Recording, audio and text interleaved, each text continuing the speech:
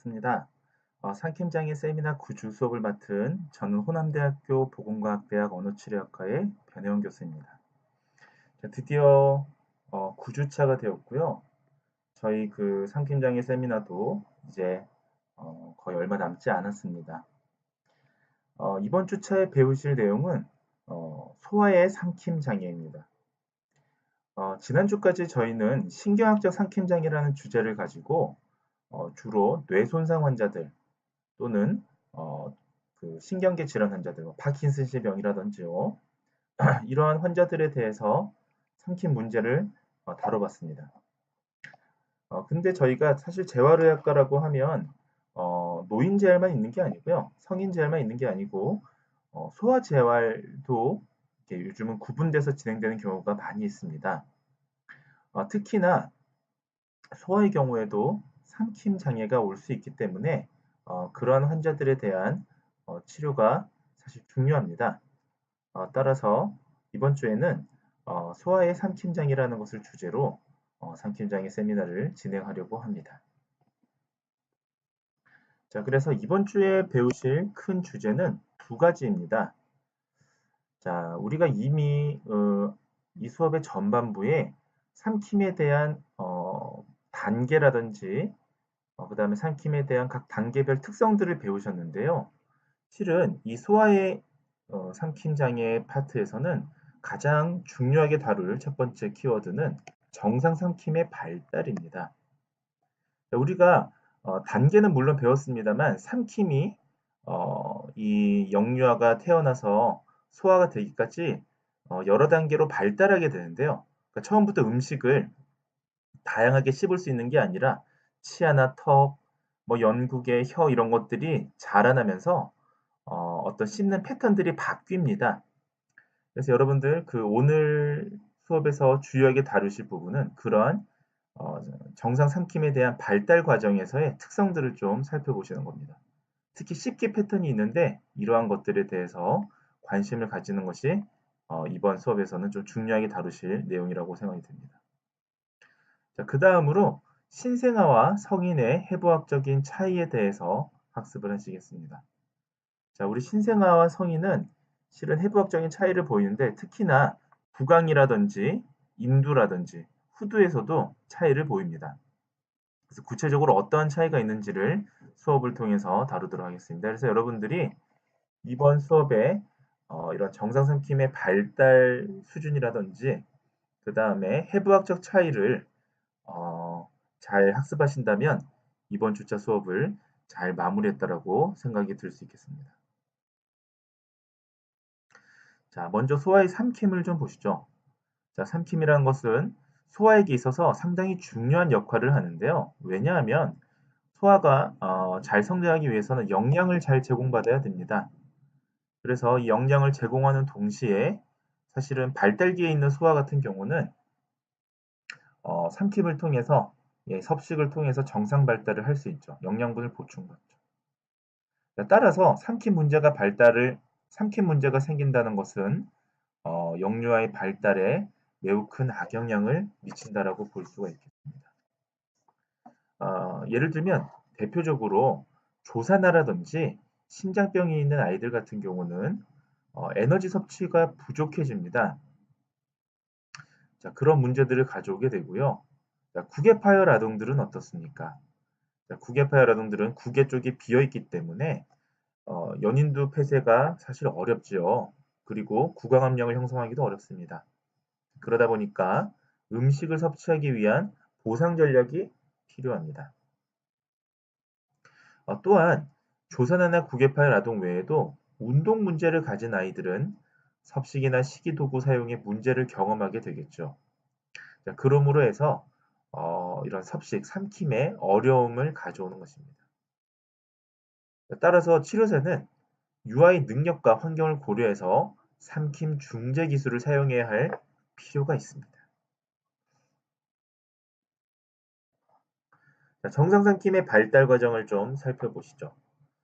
자, 삼킴의 발달은요, 우리가 뭐 인지나 아니면 신체 발달의 한 부분하고 동일하게 진행됩니다.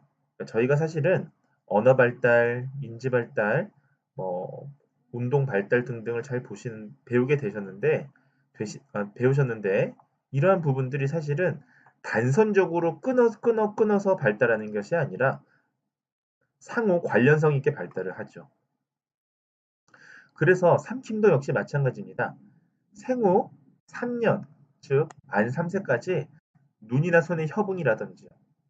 그 다음에 정상 자세라든지요. 그 다음에 근긴장도의 발달이라든지 심리 사회적 요소에 영향을 받으면서 발달을 하게 됩니다.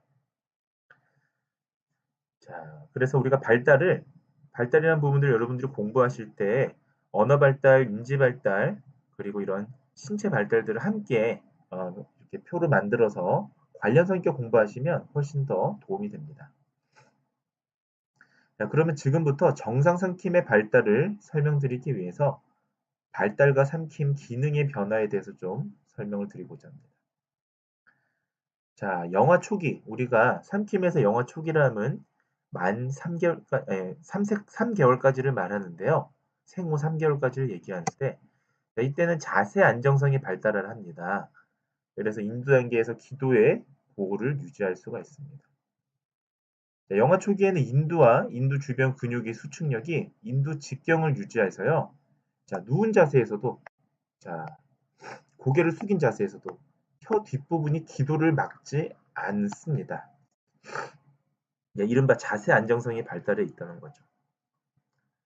자, 영아는 고개를 좌우로 움직이게 됩니다. 자, 그러면서 근긴장도와 자세 안정성이 발달하게 됩니다. 자, 그래서 우리가 사실 그 언어 발달 단계에서는 보컬 플레이라고 해서 요 시기 조금 지나게 되면 고개를 좌우로 흔들다 보니까 다양한 마치 소리를 가지고 노는 듯한 그런 형태가 나올 수 있는 것은 구강 구조가 함께 발달하기 때문이죠. 자, 구강 내 빨기. 이때 중요한 거 하나 우리가 반드시 아셔야 됩니다. 자, 영아 초기의 빨기 단계는 반사적인 빨기 단계입니다. 자, 반사적인 빨기라는 게 무엇일까요? 어떤 의도적인 것보다 입에 무언가 들어오면 반사적으로 빠는 그런 것을 우리가 반사적 빨기 단계라고 합니다. 자, 이때 반사적 빨기 단계의 형태를 우리가 좀 주의 깊게 살펴볼 필요가 있습니다. 자, 이것을 서클링이라고 합니다. 자, 서클링은 무엇이냐면 혀를 전후방으로 움직이면서 빠는 이런 형태의 빨기를 서클링이라고 합니다. 그래서 영아 초기에는 서클링이라는 반사적인 빨기를 하더라라는 것이 핵심입니다. 일반적으로 이 시기에는 한 20분에서 25분간 구강 식사가 이루어집니다. 그 다음에 조금 더 나이가 들었습니다. 생후 4에서 6개월 사이가 되면 우리는 이를 삼킴에서는 영아 전기라고 부릅니다. 네, 이때는 주로 영양분의 섭취가 저지되겠죠. 모유가 되겠죠. 자, 부모와 사물에 대해서 재인식을 하게 됩니다. 어떻게 알 수 있냐면요. 자, 이거 언어 추리에서 배우셨을 텐데, 언어 발달에서도 배우셨을 텐데, 사물을 향해서 손을 뻗습니다. 손을 뻗는다는 건 그 사물을 인식하고 있다는 거잖아요. 자, 자세의 안정성과 움직임은 구강운동 발달을 촉진하게 됩니다. 자, 예를 들면 젖병의 크기만큼 턱을 벌리게 되고요. 또 섭식 동안에 턱 벌린 자세를 유지할 수도 있죠. 자, 이런 구강운동 발달을 촉진하고요. 자, 4, 5개월경에 어떠한 빨기 패턴이 또 등장합니다. 이것을 우리가 또 주의 깊게 아셔야 되겠습니다. 이전에 3개월까지는 서클링이라는 혀를 전후로 움직여서 빠는 형태였는데, 자, 4에서 5개월에는 바로 턱이 대각선이 아니라 상하로 리듬감 있게 움직이는 먼칭 패턴이라는 게 등장합니다. 자, 먼칭 패턴은 향후 푸딩 등의 부드러운 음식을 먹을 때 효율적으로 사용되는 그런 말기 패턴인데요. 여러분들 4, 5개월에 먼칭 패턴이 등장한다는 건 알아두시기 바랍니다. 자, 한 5, 6개월쯤 되면요. 이제 숟가락을 이용한 식사도 가능하고요. 6개월쯤 되면 이제 빠는 동안에 턱의 왕복 운동이 좀 작아집니다. 그리고 혀의 위아래 움직임이 더 강해지죠. 혀가 더 발달하게 되고요. 턱도 좀 더 안정적이게 지지되게 되는 것입니다. 결국 이것은 혀나 입술의 근력 강화에 영향을 받았다라고 볼 수가 있는 것입니다. 자, 결국 혀와 입술의 근력이 강화된다는 건 나중에 씹기가 요구되는 음식까지도 섭취될 수 있는 그러한 밑바탕이 되는 것입니다. 자, 정리하면 4-6개월간에 나타나는 섭식 패턴은 바로 먼칭 패턴이 되겠습니다. 자, 6에서 12개월 이제 만 1세까지 도달하는 시기를 영아 후기라고 합니다. 자, 여러분들 12개월이 되면 언어에서는 어떤 것들이 등장하나요? 네, 맞습니다. 첫낱말이 등장하죠. 자, 삼킴에서는 만 12개월쯤 되면 아주 새로운 패턴이 하나 등장하는데 뒤에서 곧 말씀을 드리겠습니다. 자, 6에서 12개월 영아 후기를 성공적으로 삼킴이 발달이 되려면 네 가지의 식사 기술이 발달해야 됩니다. 네 가지는 숟가락을 이용할 수 있어야 되고요. 자, 그 다음에 이런 고형식의 음식도 씹을 수가 있어야 됩니다. 만 12개월쯤 되면 더 이상 모유만 섭취하는 게 아니라 씹을 수도 있어야 됩니다. 자, 자가 섭취가 가능해야 됩니다. 자, 이제 혼자서 독립적으로 음식 섭취가 가능해야 되고요. 자, 그 다음에 이와 함께 독립적인 마시기, 즉 물을 마신다든지 하는 것을 혼자서 할 수 있어야 됩니다. 이러한 네 가지 식사 기술이 발달이 돼야 영아 후기 이후에 이제 본격적인 섭식 그 단계가 발달이 되는 것입니다. 자, 여러분들 이 네 가지 식사 기술이 발달이 되려면 자, 어떤 것들이 중요할까요? 바로 손과 입의 협응, 또한 미세한 협응, 신체 자세, 발달 이런 것들이 이런 네 가지 식사 기술의 발달을 좌우합니다. 협응이라는 게 무엇입니까? 두 가지 이상의 활동이 동시다발적으로 일어나는 것을 얘기하잖아요. 결국 우리가 저기 뭐죠? 삼킴, 섭식이라는 게 사실은 굉장히 복합적인 이런 과정이고요. 또 상호 관계적인 발달을 요구한다라고 보시면 되겠습니다. 자, 우리가 아까 이전에 한 6개월까지 우리가 먼칭 패턴이 나타난다고 했는데 이때의 먼칭 패턴은 상하방이었는데요. 이제 다양한 먼칭 패턴이 나타나기 시작합니다. 어떤 다양한 먼칭 패턴이 나타나느냐? 대표적인 게 대각선 방향의 씹기가 나타납니다. 우리가 마치 껌을 씹듯이 이렇게 상하만 움직이는 게 아니라 좌우로 이렇게 씹는 대각선 방향 씹기가 등장한다는 거죠. 하지만 이때까지는 완전한 씹기라고 보기는 어렵습니다. 9개월쯤 되면요. 강한 빨기가 등장하게 되고요. 자, 푸딩을 섭취할 수 있습니다. 이때 푸딩을 섭취할 수 있는 게 바로 대각선 방향의 먼칭 패턴이 바로 이전 단계에서 이 학습이 되었기 때문이죠. 자, 12개월 되면 여러분들 또 뭘 아셔야 되냐면 자, 제가 아까 12개월에 첫낱말이 발달하는 것처럼 우리가 이 삼킴에 있어서 12개월도 중요한데요. 어떤 게 중요하냐면 바로 회전하면서 씹는 움직임 이게 나타난다는 게 중요합니다. 자, 12개월에 회전하면서 씹는 움직임이 발달을 하는데 이게 무슨 의미냐? 자, 우리가 안전하게 삼킴이 이루어지려면 자, 우리가 구강 준비 단계에서 무엇이 이루어져야 될까요? 네, 맞습니다. 여러분들 이미 수십 번 우리가 설명을 드렸던 부분인데요. 반복했던 부분인데 자, 구강 준비 단계에서 볼루스라고 하는 음식 덩어리가 형성이 돼야 되지 않습니까? 자, 구강 준비 단계에서 음식 덩어리가 형성되지 않으면 그 이후에 삼킴 단계가 성공적으로 이루어지기가 어렵다.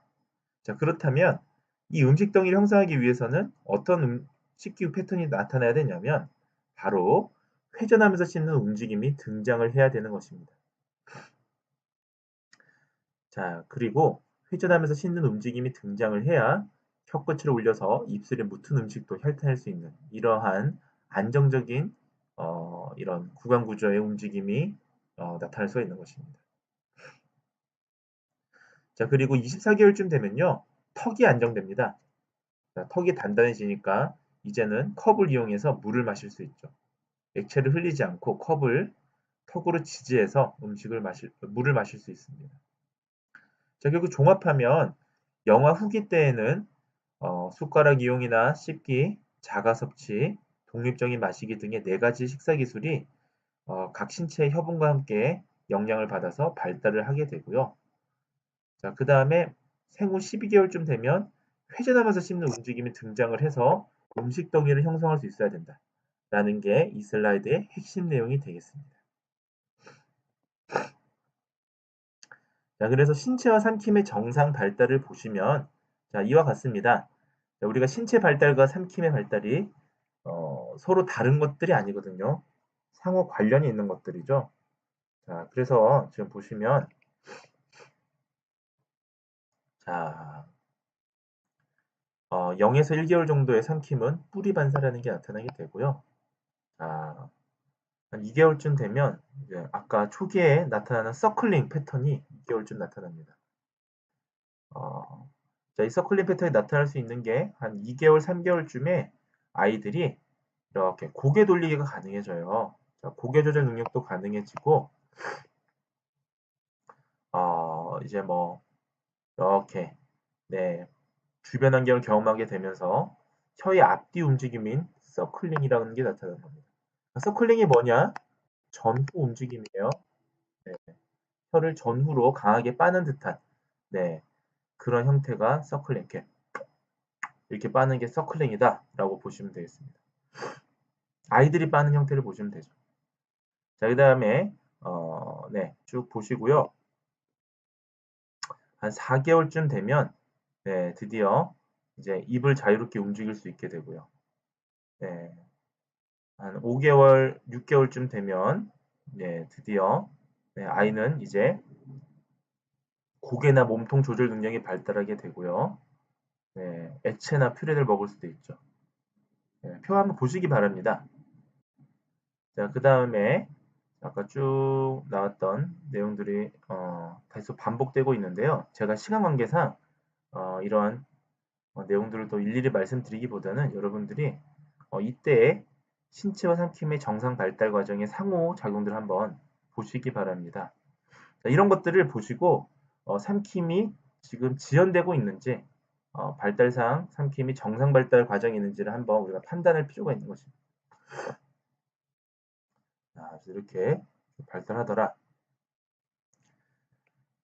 자, 그 다음에 반사의 발달, 지금 발달에 대해서 계속 말씀을 드리고 있는데 삼킴 발달의 이제 두 번째 반사의 발달에 대해서 좀 말씀을 드리겠습니다. 자, 삼킴과 관련된 반사는 크게 5가지가 있습니다. 자, 첫 번째는 구역 반사고요. 두 번째는 위상성 깨물기, 세 번째는 혀 내밀기 반사, 네 번째는 혀 횡단 반사, 다섯 번째는 뿌리 반사가 있습니다. 자, 각각 반사를 좀 말씀을 드릴 텐데요. 자, 구역 반사는 우리가 잘 알다시피 개그 리플렉스라고 하는 건데요. 혀를 내민다든지 고개와 턱을 내민다든지 인두가 수축된다든지 하는 것들인데 운동 실조증이 있는 경우에는 구역질이 좀 감소되는 경향들이 있습니다.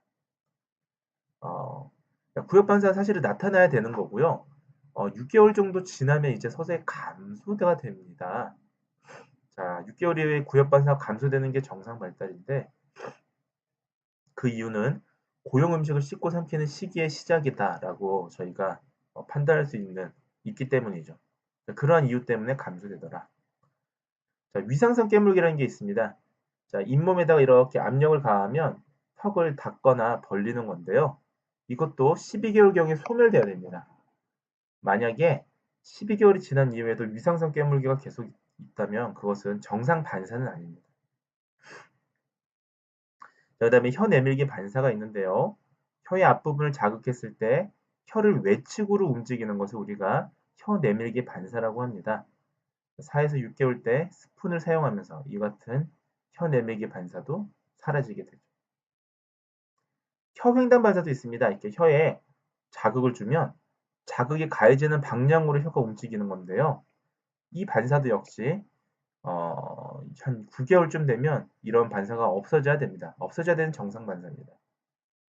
마지막으로 뿌리 반사는 입술이나 볼 쪽으로 자국이 주어지면 이 자국 쪽으로 움직이는 것인데요. 이것도 역시 3에서 6개월 정도의 감소합니다. 결국 이러한 반사가 감소돼야 될 시기 이후까지도 계속 지속이 된다면 이는 정상적인 반사라고 볼 수가 없는 것입니다. 그래서 이와 같은 반사가 있다는 것을 알아두시면 좋을 것 같습니다. 자, 그것을 우리가 제가 표로 다시 정리한 내용입니다. 자, 그래서 구역 반사부터 뿌리 반사까지 어떠한 자극과 어떠한 반응 결과가 나와 있는지가 표에 잘 나와 있습니다. 자, 그리고 관여되는 뇌신경도 이렇게 나와 있네요. 자, 그래서 한번 여러분들이 공부 삼아 보시면 도움이 될 것 같습니다. 그 다음에 사실 우리가 빨기나 삼키기 호흡이라는 것이 서로 별개의 어떤 활동으로 진행되는 것이 아닙니다. 이러한 것들은 사실 조화롭게 이루어져야 됩니다. 자, 빨기, 삼키기, 호흡하기가 조화롭지 않으면 삼킴에 문제를 초래하게 되겠죠. 서로가 잘 각자가 이루어진다고 해도 각자가 잘 아주 융합이 돼서 잘 조화롭게 진행이 돼야 돼요. 자, UI 구강 섭취는 빨기, 삼키기, 호흡하기의 조화를 통해서 성취가 되는데요. 자, 음식 흡입과 공기 삼킴을 예방시킵니다. 유아는 삼킴과 호흡이 동시에 발생해서 삼킴 시 1초간 호흡을 멈추게 되는데요. 구강 구조의 협응이라는 게 음식을 준비하고 삼키기 위해서 동시 작용을 하게 됩니다. 그래서 생후 1개월의 영아는 한 번 빨고 한 번 삼키는 이런 동작들을 많이 하게 되는데 한 생후 3에서 4개월쯤 되면 신체가 성장하다 보니까 20번 이상 빨고 멈출 수도 있습니다. 9개월쯤 되면요. 처음에 한 3번 정도 빨다가 호흡하고 삼키기 위해서 빨기를 멈추는 이러한 조화로운 동작이 일어나게 되고요. 자, 12개월쯤 되면요. 멈춤 없이 빨고 나서 삼키고 연속적으로 3번을 삼킬 수가 있습니다. 자, 이처럼 빨기 삼키기가 아주 호흡이 조화롭게 이루어져야 실은 향후에 소화기에 들어와서 이제 그 삼킴이 아주 성공적으로 이루어질 수 있는 것이죠. 자, 이처럼 이렇게 우리가 도식화할 수가 있는 겁니다. 자, 결국 호흡은 빨기에 영향을 주고요. 빨기는 삼킴에 영향을 주고 결국 삼킴은 또다시 호흡에 영향을 줍니다. 자, 이처럼 빨기, 삼키기, 호흡하기는 서로 상호 관련된 활동이다 라고 보시면 됩니다.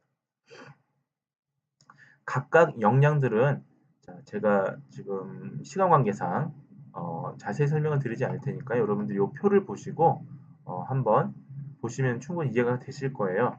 자, 어쨌든 제가 강조드리고 싶은 것은 빨기, 삼키기, 호흡하기가 상호 관련이 있는 그러한 것들이다라는 말씀을 좀 드리고 싶습니다. 자, 그러면 삼킴이 호흡이 미치는 영향 또는 호흡이 삼킴에 미치는 영향 등등을 각각 좀 자세하게 앞에 나온 그림들을 좀 말씀을 드리겠습니다. 자, 호흡주기 내에서 호흡과 빨기는 동시에 발달합니다. 여러분들. 자, 생후 2일밖에 안 되는 아주 깐난 애기들은 혹이나 흡기 동안에 삼키게 되는데요. 자, 생후 4에서 5일만 돼도 영아들은 혹이나 흡기를 한 후에 삼킵니다. 자, 우리가 숨을 쉬면서 음식을 삼키는 것은 굉장히 위험한 행동이잖아요. 근데 그렇기 때문에 이게 굉장히 생후 얼마 안 됐을 때부터 후기 흡기 후에 삼키는 이런 현상들이 나타나게 됩니다. 자, 삼킴은 호흡률과 호흡 패턴에도 영향을 미치게 되는데요. 자, 지속적인 빨기 시에 전체적인 호흡률은 감소하게 되고요. 자, 후기 시간이 상승되면서 흡기 시간이 감소됩니다. 자, 이처럼 삼킴을 통해서 호흡하는 비율이나 호흡 패턴도 점차 바뀌게 되죠. 자, 이런 것들을 좀 편하게 보시면 되겠습니다. 자, 반대로 호흡은 빨기 영향을 미칩니다. 자, 간헐적인 빨기 패턴으로 변하면서요. 호흡을 할 수 있는 시간이 더 많아지고요. 자, 빨기는 또 삼킴에 영향을 미치게 되는데요. 구강과 구강 인두부에 존재하는 음식 덩이는 삼킴을 유발하게 되고요. 자, 우리가 비영양적 빨기, 영양적 빨기라는 표현을 쓰는데, 자, 비영양적 빨기라는 거 우리가 표현하는 건 빠는 거와 삼킴의 비율이 한 6에서 8대 1. 예, 빨기가 6번 나오면 한 분 정도 이제 삼킴이 나타나는 건데, 영양적 빨기는 네, 빠는 거하고 삼키고, 빨자마자 삼키고 하는 것들이 1대1로 일어나는 것들을 얘기합니다. 자, 유아의 빨기나 마시기 쉽기 등은요, 전반적인 감각운동 발달과 관련이 있습니다. 그래서 이 음식물을 인지하고 감각하고 촉각을 느끼고 하는 것들이 성공적으로 잘 이루어져야 이런 빨기나 마시기 쉽기가 잘 이루어질 수가 있겠죠. 그다음에 마시기입니다. 생후 6개월부터 컵으로 마시는 것에 관심을 나타나면서 제가 앞서 그 섭식의 발달에서 마시기가 언제쯤 등장한다고 제가 말씀을 드렸나요? 네, 12개월쯤. 자, 왜? 마시기가 등장하려면 어떤 전제 조건이 있어야 되죠? 예, 이게 인정성이 지지가 돼요. 턱이 안정적으로 지지가 돼야 컵으로 마실 수가 있는 겁니다. 자, 그래서 발달 시기에는 사실은 영유아 같은 경우에 컵의 형태를 변화시키면서 턱의 안정성에 맞게 마시기 습득을 시켜주는 게 사실 효율적이죠. 처음에는 뚜껑과 빨대가 있는 아주 작은 컵에 소량의 액체를 주다가 나중에 한 생후 25개월쯤 되면 뚜껑 없는 작은 컵도 혼자서 이제 마실 수가 있는 거죠. 이른바 독립적인 마시기가 가능하다는 거죠. 자, 일반적으로 독립적인 빨대 사용은 한 생후 2세부터 가능하고요. 네, 자, 빨대 사용에 대한 여러 가지 인지 능력이 요구가 되게 됩니다. 자, 그래서 핵심적인 거는 10개월 정도의 턱의 안정성이 지지되면서 컵으로 마시기가 등장할 수 있다라는 걸 우리가 아시면 되겠습니다. 자, 다음 씹기입니다. 씹기는 우리가 앞서서 한번 설명을 드렸었는데요. 다시 한번 표로 계열별로 정리 좀 했습니다. 자, 처음에 씹기는 반사적인 빨기, 씹기가 일어난다고 말씀을 드렸고요. 4, 5개월쯤 되면 턱이 수직 방향, 예, 위아래로 혀가 앞뒤 움직임을 이용해서 푸딩 등의 섭식이 가능해진다고 말씀드렸습니다. 자, 이것이 이제 먼칭 패턴의 어떤 초기 단계인데요. 7, 8개월이 되면 상하방 먼칭 패턴이 나타난다는 말씀을 드렸고요. 자, 9개월쯤 되면 대각선의 방향의 씹기가 가능해지죠. 자, 이제 측면으로 씹을 수 있습니다. 위아래가 아니라 좌우로 씹을 수가 있죠.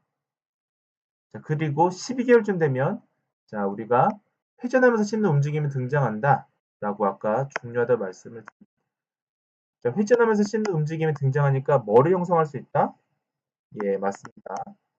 음식덩이, 볼루스를 형성할 수 있다. 예. 자, 이것이 형성이 돼야 구강 준비 단계의 과업을 이룰 수가 있겠죠. 18개월쯤 되면요, 잘 조절된 회전 씹기가 가능하고요. 24개월쯤 되면 회전턱 움직임이 등장을 해서 이제는 뭐 고기나 덜 익은 야채도 잘 저장할 수가 있습니다. 거의 이제 성인처럼 잘 저장할 수 있죠. 입술 담는 능력이 숙련돼서 씹는 동안에 음식이 밖으로 새어나가지 않는 그런 모습을 볼 수가 있습니다. 자, 그 다음 여섯 번째로는 자가 식사 기술의 발달입니다. 자, 결국 우리가 삼킴이라는 건 독립적으로 혼자 식사 기술이 가능해야 일상적인 생활을 영위할 수가 있거든요. 자, 그래서 자가 식사 기술의 발달이 중요한데 자, 생후 6개월에는 네, 자신이 손으로 우유병을 잡아서 가져오고 유지하려고 이런 시도가 발생되죠. 그러니까 자기 스스로 원하는 걸 쟁취할 수 있다는 겁니다. 자, 그 다음에 여러 가지 자가 식사와 관련된 기술이 12개월을 전후해서 많이 발달하게 됩니다. 자, 이때 사실 되게 조심해야 될 게 땅콩이나 사탕 이런 거 잘못 주면요. 기도를 막을 수 있습니다. 그래서 너무 어린아이들에게 이런 걸 줘서는 안 됩니다. 자, 24개월쯤 되면 고형식도 흘리지 않고 숟가락으로 식사가 가능하죠. 이런 것들 우리가 조금 부담스럽지 않게 좀 보시면 되겠습니다. 자, 요건 좀 중요합니다. 제가 사실은 여러분들이 삼킴장에서 배워야 될 내용이 너무 많으니까요. 조금 덜 중요한 부분들은 조금 덜 중요하게 넘어가는 경향이 있고요. 중요한 부분들은 좀 길게 설명하는 그런 경향이 있는데, 자, 성인과 신생아의 해부학적 차이는 조금 중요합니다. 이것은 사실 저희가 그 삼킴의 단계를 설명할 때 마지막 뒷부분에 삼킴의 노화를 설명하면서 말씀을 드렸던 부분인데, 그래 다시 한번 여기서 좀 더 자세히 배우도록 하겠습니다. 자, 구강은 신생아의 구강 공간은 혀로 가득 차 있죠. 혀가 커서 그런 게 아니고요. 실은 상대적으로 혀가 차지하는 비율이 크기 때문입니다. 자, 혀가 그러다 보니까 연국의 경국의 보라고 근접해 있습니다. 하지만 유아가 성장하면서 아래턱이 커지면서 이제 혀가 상대적으로 작아지거든요. 그러면서 혀가 뒤쪽으로 이동되게 되죠. 자, 혀가 뒤쪽으로 이동된다는 건 어떠한 의미를 가지느냐? 자, 구강 공간이 넓어진다는 의미를 가집니다. 구강 공간이 넓어지니까 비로소 씹을 수 있는 공간이 형성되고요. 씹기가 잘 발달되는 토대가 되는 것입니다. 자, 이처럼 우리가 씹기라는 게 갑자기 등장하는 것이 아니라 해부학적인 이런 어떤 발달과 이런 변화 과정에서 사실은 씹기가 더 촉진되는 것이죠. 자, 인두도 보시죠. 인두는 신생아는 인두 구조물이 매우 근접해 있어요. 이 작기 때문에 영구기가 상대적으로 크고요. 혀와 닿아 있습니다. 자, 그만큼 혀가 구강 내에 가득 차 있다고 보시면 되고요. 영국에도 성인에 비해서는 큰 편입니다. 아직 덜 자라있기, 그러니까 하악이 덜 자라있기 때문에 위쪽 그런 구조물이 큰 거예요, 상대적으로. 자, 후두덮개도 보시죠. 후두덮개는 말랑말랑합니다. 이완되어 있습니다. 자, 못불 연골이 도출되어 있고요. 주름의 폭이 넓게 위치되어 있죠. 자, 이때 영아들은요, 후두 전정으로 액체류가 유입될 가능성이 있습니다. 그래서 아마 다음 주에 좀 설명이 들어갈 것 같은데 섭식할 때 자세를 잘 취해주는 것이 중요합니다. 움직임 같은 경우 보시면 혀가 구강 내에 가득 차 있기 때문에 측면으로 움직이기가 어렵고요. 그래서 기도를 보하기 위해서 설골과 후두가 성인보다 높게 위치하게 돼요. 네. 그러니까 태생 자체가 그렇게